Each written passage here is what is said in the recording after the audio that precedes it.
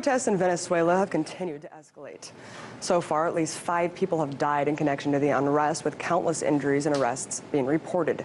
However, there's almost been no media coverage of these protests, and what little reporting is conveyed appears rife with disinformation, which could have something to do with Washington's interests in the country.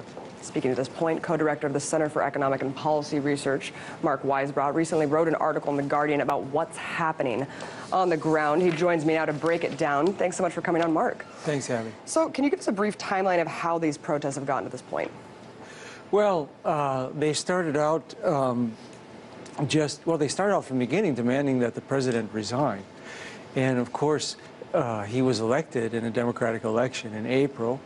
And in December, which was seen by the opposition and the international media as a referendum on the presidency just 2 months ago, they had nationwide municipal elections, and the government won by a much wider margin, by 10 percentage points.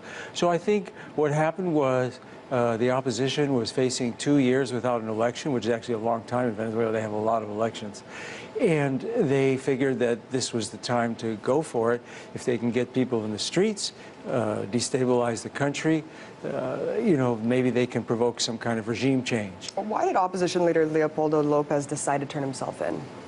Oh, well, the government had announced, a judge had issued an arrest warrant for him, and so he turned himself in. I mean, if you saw some of the footage and the pictures, and it was, and Maduro, the president, said he negotiated the surrender with him. So it was kind of peaceful, and he got to make his speech and have the megaphone with him before he was taken away and everything else. Marc, you recently wrote an op-ed in The Guardian, as I just mentioned, called "U.S. Support for Regime Change in Venezuela is a Mistake." In your opinion, what evidence is there, or I guess what evidence is there to prove that Western forces are actually trying to destabilize the region? Well, the United States has been involved in Venezuela for the entire time since Chavez was elected in 1998 and took office in 1999. So, of course, they were involved in the U.S.-backed military coup in 2002. We have State Department documents that actually say explicitly that they gave money to the groups that were organizing. But then, after they were caught with that and had to back off, they immediately increased funding to the same groups, and they've been funding these groups all the way along with its total of hundreds of millions of dollars. In fact, there's $5 million in the fiscal year 2014 federal budget right now to go to opposition groups. So it's no secret, but I think what I was trying to call attention to in that column is you can tell from the language of the State Department when these protests broke out, they didn't say anything like a call for dialogue or, condemn violence. Yeah, or they immediately took the side of the protesters and made it clear whose side they were on, and they supported this strategy. Marc, you mentioned the $5 million being allocated in the 2014 budget. I couldn't find a confirmation of that. Under what auspices is this being allocated in the budget? I can't tell you right now what appropriation, but I can send it to you. I mean, it's in the budget. We have it. And it actually says to... Well, it says civil society, has a whole bunch of different descriptions of it, but it's going to organizations within Venezuela, and it's a very polarized society, and so even if they don't name all the organizations, they're all against the government.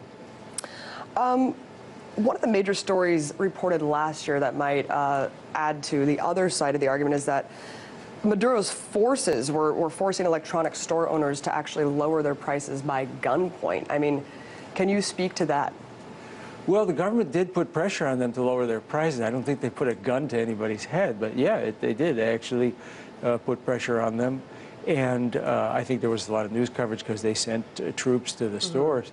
And it did work. And I think that's one reason why the government did so well in the December elections. And what about the media? Because, of course, I'm hearing from other people in the country that they're barely seeing images of these protests in the media. Of course, we know the media is tightly controlled.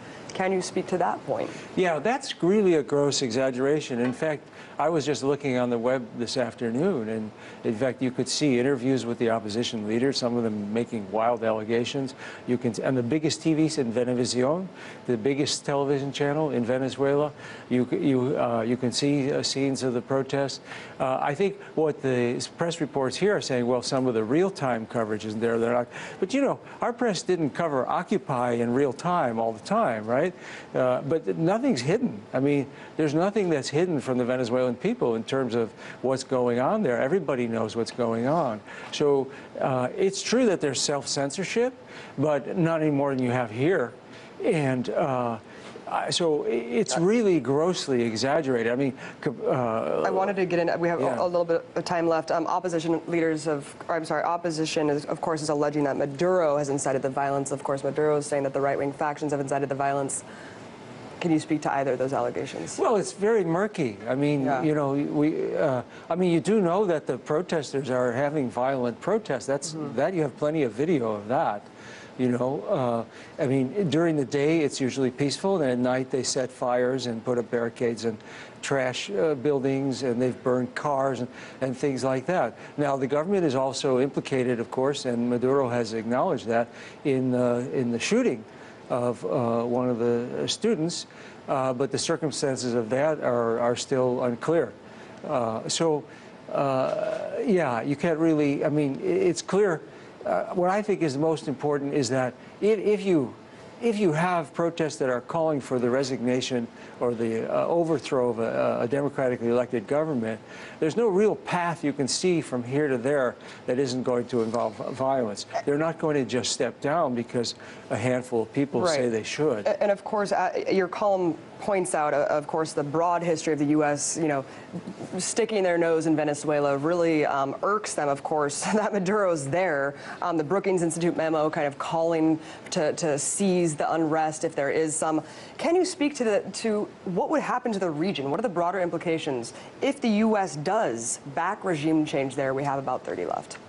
Well, the rest of the region is very much opposed to it. You know, obviously, the Mercosur countries, Brazil, Argentina, Uruguay, and even Paraguay signed a very strong statement condemning the attempts to destabilize the government. And almost the whole region feels the same way. This is another case where it's really the U.S.